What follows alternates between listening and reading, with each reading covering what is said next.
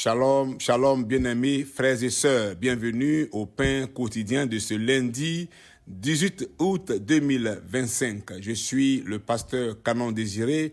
J'ai prié que la grâce de Dieu soit sur vous. Alors, ce mois d'août, nous parlons autour du thème « La joie du Seigneur ».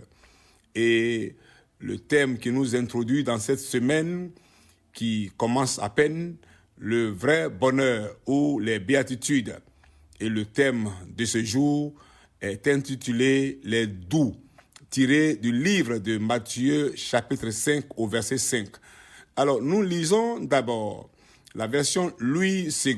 « Heureux les débonnaires, car ils hériteront la terre. » Dans la version Semeur, il est écrit « Heureux ceux qui sont doux, car Dieu leur donnera la terre en héritage. » Bien-aimés frères et sœurs, cette portion de la Bible dans Matthieu chapitre 5 au verset 5 fait partie de certains principes fondamentaux que Jésus a enseignés ou dispensés dans le chapitre 5 du livre de Matthieu du verset 3 au verset 12. La Bible nous dit que voyant la foule se rassembler pour les miracles et les enseignements qu'il dispensait, notre Seigneur Jésus-Christ se retira sur une montagne pour préparer ses disciples au ministère qu'ils allaient commencer. C'est alors qu'il a commencé à faire un certain nombre de déclarations en ces termes. Heureux les pauvres d'esprit, heureux ceux qui sont doux, heureux ceux qui pleurent, heureux ceux qui ont faim et soif de la justice, heureux les miséricordieux, heureux ceux qui ont le cœur pur, heureux les pacifiques, heureux ceux qui souffrent de persécution pour la justice. À travers ces béatitudes ou déclarations, il faut comprendre en un mot que Jésus proclamait le bonheur de ceux qui pratiquaient certaines vertus ou qui vivent certaines situations souvent considérées comme difficiles. Revenons à notre texte de base dans Matthieu 5, verset 5, qui dit « Heureux les débonnaires, car ils hériteront la terre. » Pour comprendre la pensée du Seigneur, il convient dans un premier temps d'expliquer « Heureux les débonnaires » et ensuite ils hériteront la terre. Alors, parlant de débonnaire, le débonnaire évoque une personne au caractère doux, humble, conciliant et bienveillant qui ne se laisse pas facilement aller à la colère ou à l'agressivité. Le débonnaire est doux. Être doux n'est pas une faiblesse ou un laxisme, mais une force intérieure, un contrôle de soi. Cela implique une attitude de soumission à Dieu et une volonté de vivre en paix avec les autres. À cause de leur douceur de caractère, les débonnaires n'insistent pas sur leurs droits dans l'état actuel du monde. Ils paraissent comme des personnes pauvres en esprit tellement qu'ils sont humbles. Ils font profil bas parce qu'ils savent que Jésus est venu pour les faibles. Il est impossible aux débonnaires de blesser personnellement par leurs paroles, par leurs gestes. Une personne débonnaire va toujours répondre d'une façon douce et non provoquée. Elle ne devient pas défensive parce qu'elle n'a rien à défendre à titre personnel. Parce que le Seigneur est celui qui combat pour lui. Le Seigneur est son juge. Pour clôturer cette première partie, les débonnaires ne cherchent pas à s'imposer par la force. Ils cherchent plutôt à trouver des solutions paisibles, à servir et à aimer en suivant l'exemple de Jésus.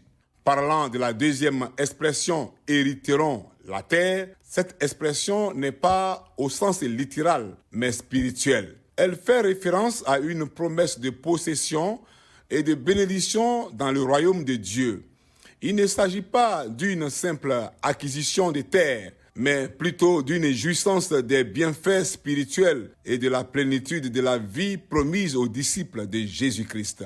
Bien-aimés de Dieu, le concept de hériter la terre se trouve dans le livre de Psaume 37, verset 11, qui dit « mais les humbles posséderont la terre et ils feront leur joie de l'abondance de la paix.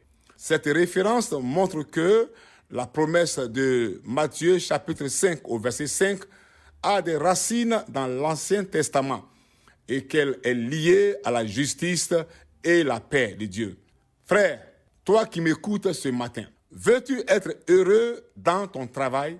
Veux-tu être heureux dans ta famille? Veux-tu être heureux à l'église, dans ton foyer, à l'école, dans ton milieu?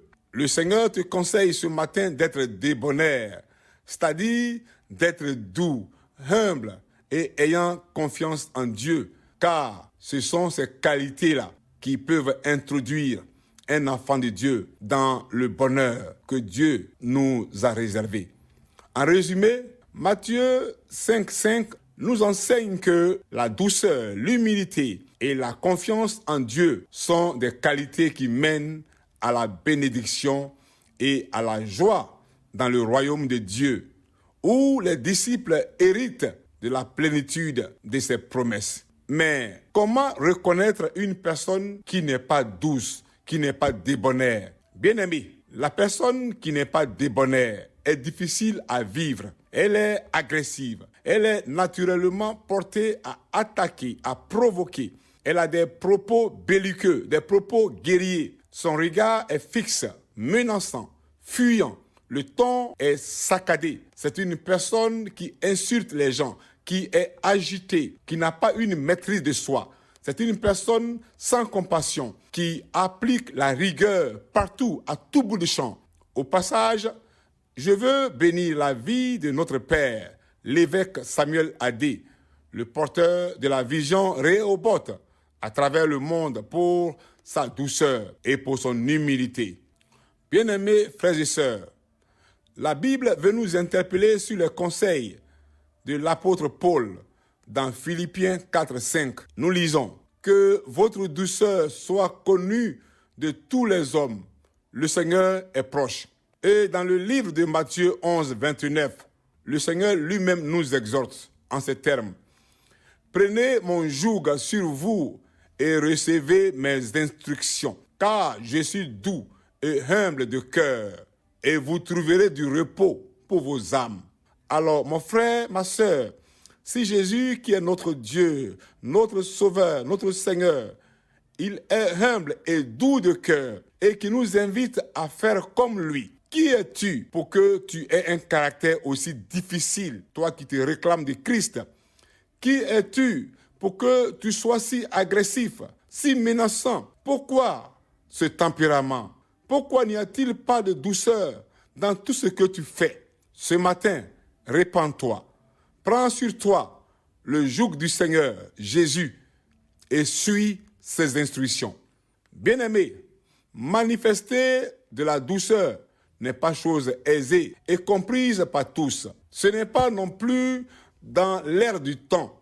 Ce qui semble propre à l'homme naturel, c'est de revendiquer en faisant le plus de tapage.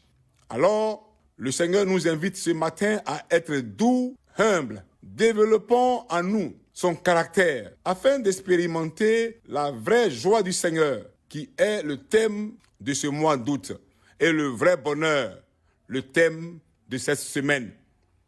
En reconnaissant nos faiblesses et en nous humiliant devant sa face, nous allons vivre de véritables changements.